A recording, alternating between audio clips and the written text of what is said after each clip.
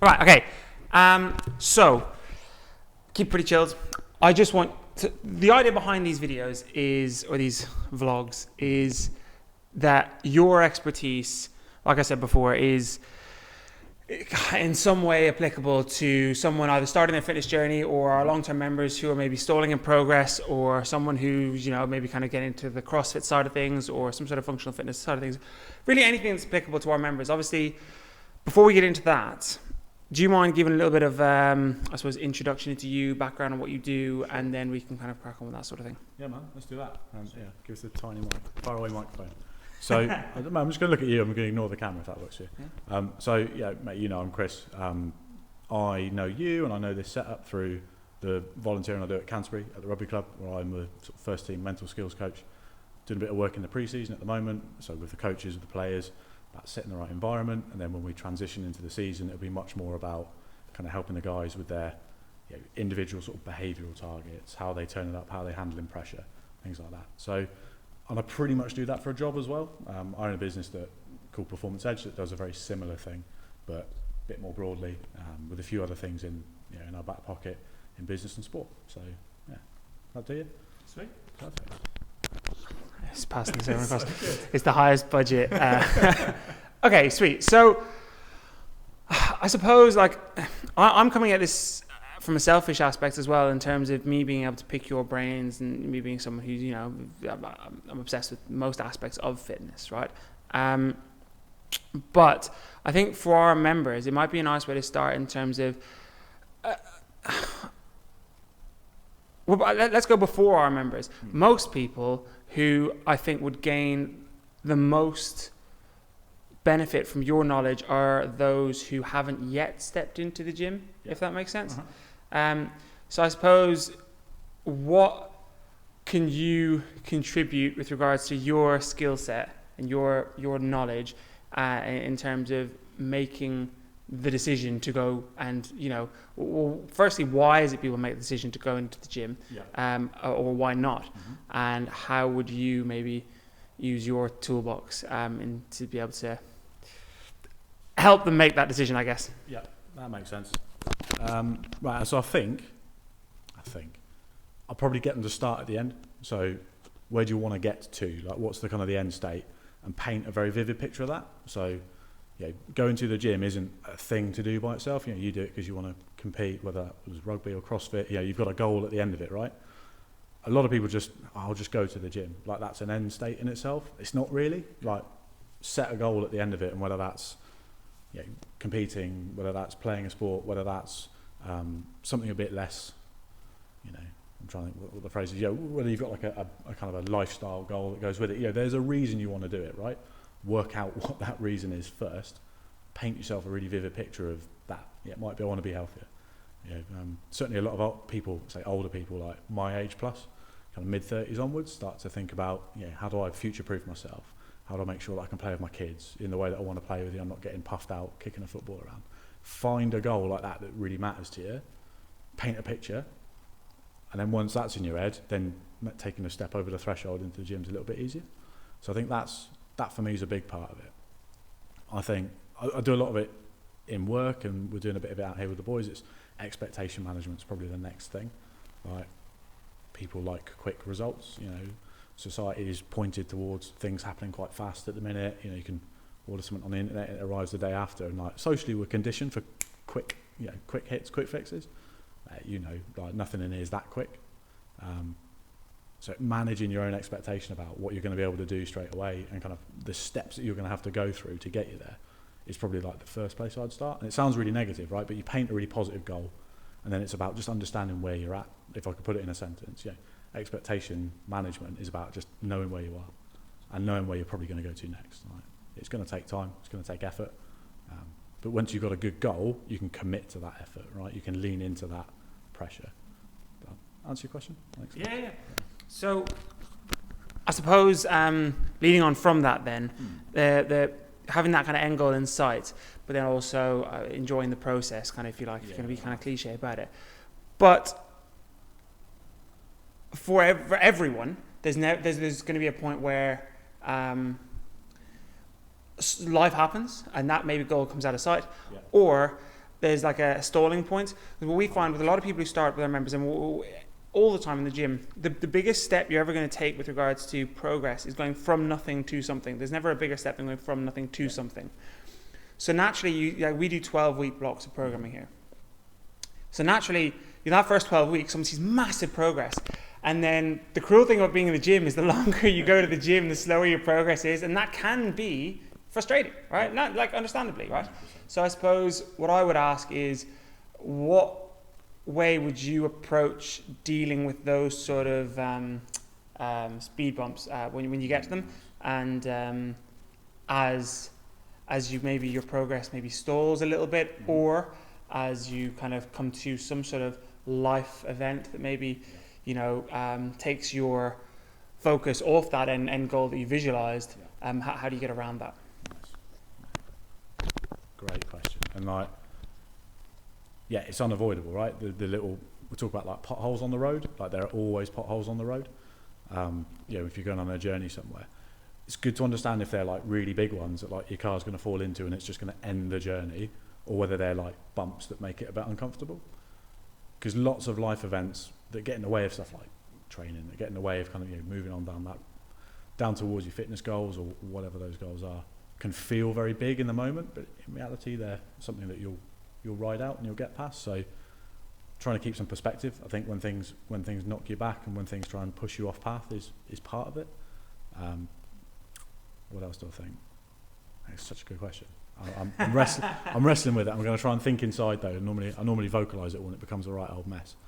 But I think there's an element of go back to expectation management. You can aim off for this stuff. You can predict it. So one of the lads playing out here, he busted his ACL last season. He's having surgery. He's coming back to it.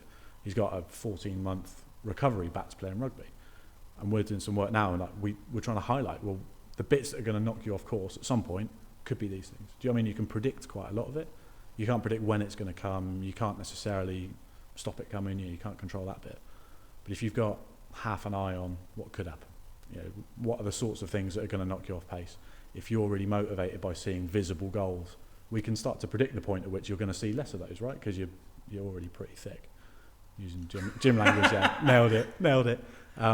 You can start to aim off for these things, and then you can put little plans in place. So when you do suffer that setback, it's not about having that big emotional reaction that takes you away from it, where you do a lot of beating yourself up. You've got a response. Let's talk about reaction or response. Reaction's like when you get caught out, you have that moment where you just want to lie or do something or run or hide. Yeah. And then you can kind of move into that response where you go, actually, I kind of knew this was coming at some point in some form or another.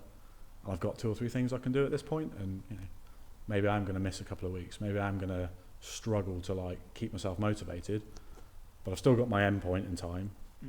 I've made quite a lot of progress already, and in the grand scheme of potholes on the road, maybe this isn't as big as it first looks. But you've got to slow down, right? You've got to slow down your thinking to get that clarity on it. Yeah. There's kind of, I suppose, on that kind of point, I can't remember who it was that I was saying it, but they talk about, it was someone who's I'll tell you who it was. It was, it was a guy who's the writer for Beavis and Butthead, right? And he was talking about when he writes a joke, you go through the editing process and you go through getting, screening actors for that role or whatever. And by the end of it, he's written a joke at the start, and 6 months later, he's heard that joke 10,000 times. It's not funny anymore. Yeah. But he still has to kind of try to, the reason I'm saying this is he has to try and all the time remind himself to go back to that point in time where trusting that, I did find this funny at the start. Yeah. So I suppose with that goal, just revisiting that stage when you set that goal, what that stage felt like, and kind of, though you talk about visualizing the end goal, but I think then throughout the process, maybe it's worth visualizing your mindset when you set that goal. Yeah, I like that. That's a great shot. And a big goal's great. At some point, you've got to break it down right and make things more achievable in little bite size. So you celebrate little bits and pieces. But I think, kind of to your point, that socially we're quite, feels like at times we back away from pressure and adversity and things. Right. But part of that journey towards whatever it is in a fitness context, whatever that goal is you've got, part of that is kind of accepting that there's going to be bumpy stuff. Bits of it are going to be quite difficult. Bits of it are going to be quite challenging. and fuck it, enjoy that, because that's part of a journey, right? If it's worth doing, it's going to be difficult in patches. Socially, I think we back away from that sometimes. Yeah, we like things to be easy. People are inherently quite lazy is not the right word, but like we're built to seek the easy path, right? I was down at we were down at Southampton a little while ago, and one of the guys we were chatting to there was telling us about this brilliant sort of analogy of like, if someone's going on a performance journey, in this case a fitness journey, right? It's like they're entering a jungle. Right. If you want to help them, what do? You can either tarmac the jungle for them, so it's easy, and they can just go from A to B like that. But it's not very rewarding. They don't get much actual growth from it, you know, but you've made it really easy for them.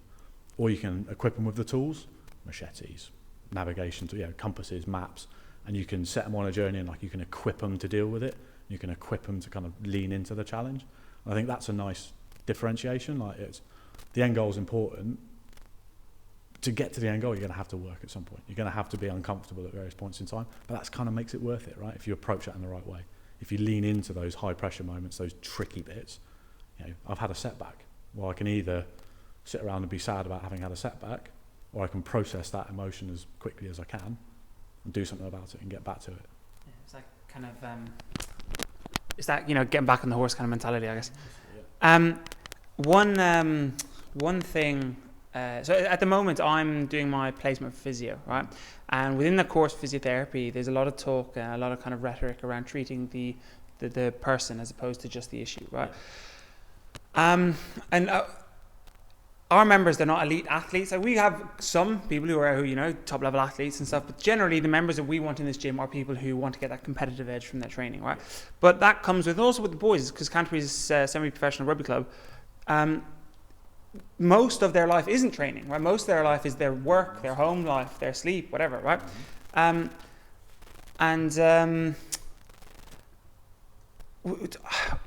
With regards to kind of treating the patient as opposed to the problem, there's a lot of could be more emphasis, I think, maybe on the environment that person's in.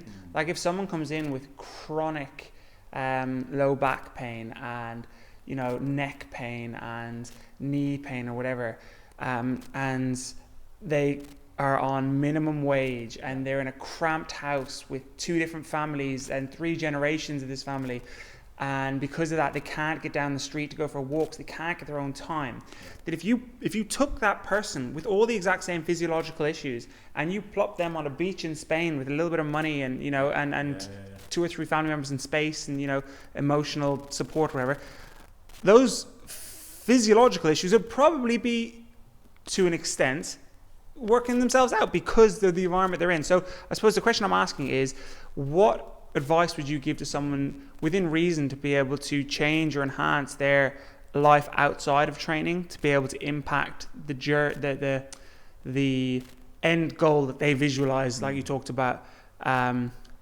within their training? Nice. That's an awesome question. And like, I think the research varies on the numbers, but about your behaviour, right, your output, the things you do, are shaped, generally speaking, the current psychology seems to suggest, far more by environment than your personality. It's about an 80-20 split, 75-25, depending on what you read. So you're right to point it out, it's huge. Mate, environment's tricky, right, because you can only control so much. I think within people's lives there are elements of things that they can control and that they can influence, you know. If you've got a goal that's really clear and that's what you're working on, especially if it's like recovery or rehab, where it really matters. Like, how clear have you been with the people around you? Like, who are your team on this? Yeah, you're going on this journey, right? You're not going on it by yourself. There are other people who are going to be around you on it. How clear have you been about why this matters to you? How clear have you been about maybe what they could do to help you? I think that's part of it, because you can kind of make them advocates, you can make them supporters. I think finding the right coaches, finding the right, you know, technical experts as well to like pull that out of you is brilliant. There's an expectation management thing again. Keep going back to it. You know, there will be things you are going to miss. There'll be milestones you're not going to hit. There'll be occasions where it goes wrong because things have happened in the environment.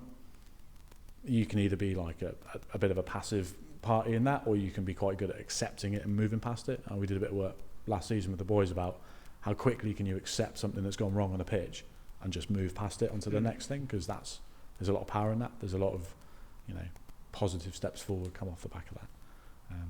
But it's hard, right? Because life gets in the way. suppose there's kind of not a conflict of interest, but there's like different ways to approach that, because you talk about people, they might start their fitness journey because of something outside of their fitness journey. Yeah. But so say someone, goes through a breakup and gets hedge, right? Do you know what I mean? Or we all know someone that's done that, and you can use that, you can harness that. So for example, if Tristan and I do some CrossFit stuff, you're in a workout, you're in that horrible place, and you got to tap into something that's going to help you through rugby, whatever. Anyone who's kind of it doesn't have to be elite level sport, but it can be an elite level within your sport. And that's kind of, I suppose, subjective as to getting to the intensity that you would consider elite for yourself. But you want to be able to tap into that when you need it, but at the same time, that can result in being in workouts and you've had a really crap day, and then you're kind of halfway through, you're sweating, you're like, oh, fuck this. So you can tap into it too much. So I suppose the question I got is, how do you manage how you use that, and how do you channel it in a way that's in a way that's constructive to how you want to get what you want to get out of the gym, I guess. Yeah, I get it. So one of the things, again, we talk to the boys a lot about is like, what's your driver? What's the reason you're doing this? Why are you here today? Why are you in the gym? Why are you on the pitch? And we've got like lots of different layers of motivation. There's some of like the outside stuff. One of the reasons people go and get hench in the gym is because it makes them more attractive, because it maybe might make them some money in some way. These are completely legitimate, decent reasons. But somewhere underneath all that is like a real driving force.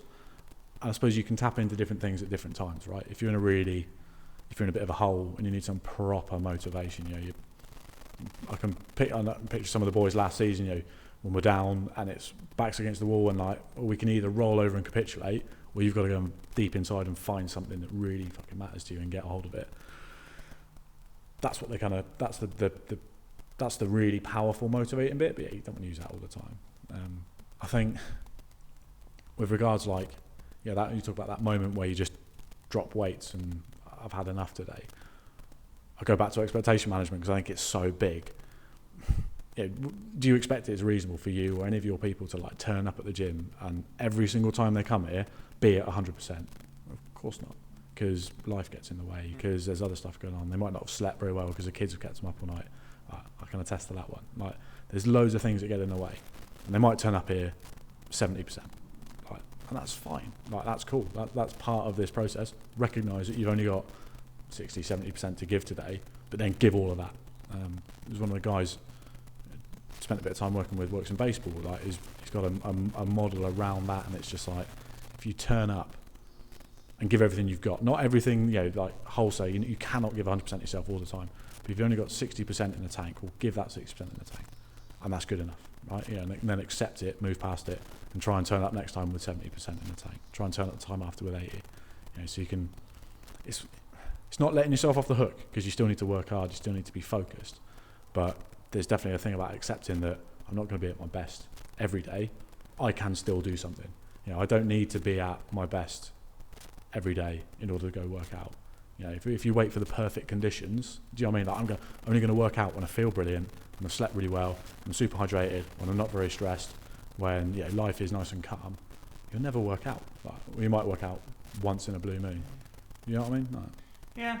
So the way we train here is different to most gyms. It is quite intense, but it's intense in terms of its intricacy. Like, there is a lot of thought process going into the program of deloading and resting and making sure that intensity by nature can't be constant, right? You need intensity, but you can vary the way that you're intense, whether it's the development of a skill, or whether it's the output of power or aerobic or anaerobic or whatever. I guess that there's something to be said with regards to taking elements of your like you talked about that I suppose if there's little driving factors like I want to look better or whatever, right? Or you reach deeper into the bag and there's something underlying that underpins those. There's time to be able to use this, but I suppose as well that going in and training, and a lot of people have never kind of hit that pain barrier and got past that pain barrier and get that kind of euphoric state from the way they train. They only associate that hurt with the hurt because they haven't benefited through getting past that hurt. What I'm trying to say is that a lot of our members, I feel, when they've gotten through that point, can then take that as the hardest thing they're going to do today and use it as a reference point for what they're doing outside of the gym. So obviously this started off by me asking you about how you can use outside factors to affect what you do in the gym, but I suppose when you train and you put yourself in that horrible place, you can use that as a reference point for when your boss is being a dick and you're like, I did 1,000 burpees this morning, this is nothing, right?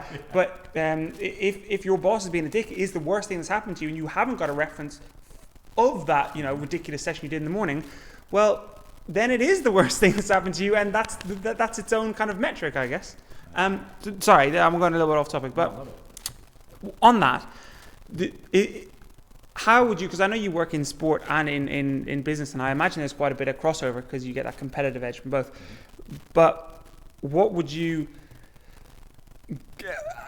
advice would you give to someone who's training to be able to use their attitude or their experience in training to get more out of their life outside of training? Which, I mean, is going to come around in circle eventually, but it's going to come around in circle. But yeah, so what would you give advice-wise to someone who's looking to be able to harness their mindset into training into their everyday life? That's a big question. Bear with me while I mull it over. So as in, how can you take stuff that you learn in here, like that drive, that push, that commitment, that all that stuff, how can you take that perspective into the rest of your life, right? That's a great question. I suppose working out when you need it, like when are you going to need that? I think that point of reference that you said, like that perspective, that's brilliant. Like being able to go, I'm experiencing the thing I'm in now is quite stressful and quite hard. But if I could do that this morning, 1,000 burpees thing, definitely not doing 1,000 burpees. If I could do that, I'm pretty sure I can handle this. I'll have a go at this. I think it's not so much like, for me, it's not so much that I did 1,000 burpees this morning and therefore I feel pumped and really strong and jacked and I can use that. It's more that probably at the start, when I was on about 10 burpees of that 1,000, I probably didn't think I was going to get to the end of 1,000.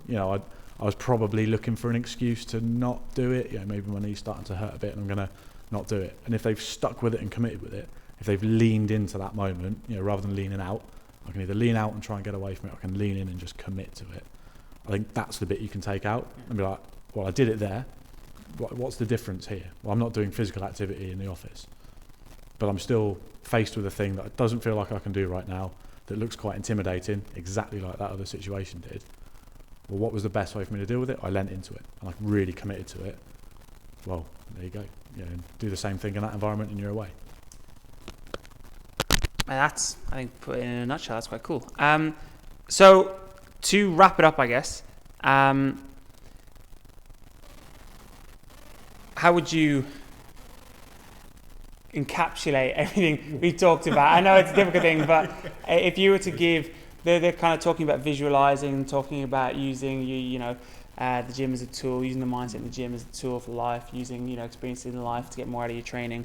But how would you, I suppose, if you were on the street and you're cold selling like the charities do, and but you're doing it for a gym, and you see someone who is going to get benefit from the gym, from just training, from generally kind of like that, how would you package what we've talked about today as a line or a paragraph to say to them? You're not trying to sell them a gym membership, but trying to be like, just take this, take this and do what you want with it. Yeah, nice. This is like, so I set my own goals for stuff when I'm working with the lads and things. One of my big goals at the minute is about simplicity and making things that are really big and complicated as simple as possible. So let's see how I do. My money's on not very well. I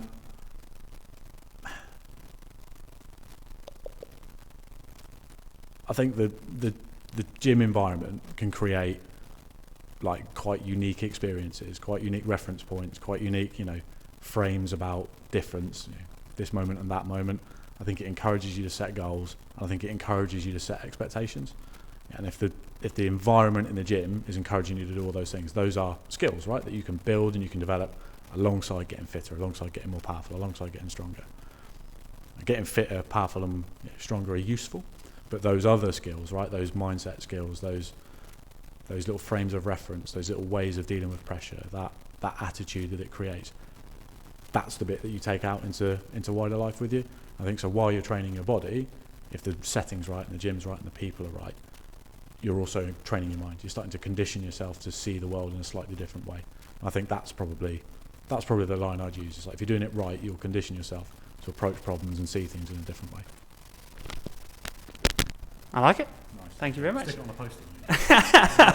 We'll put it on the wall. You can have it. Sweet. So, guys, if you like the chat, we're going to do hopefully quite a few of these. Give it a share, subscribe, and all that nonsense that everyone says at the end of these videos. Right. Thanks for watching. Bye. Cheers.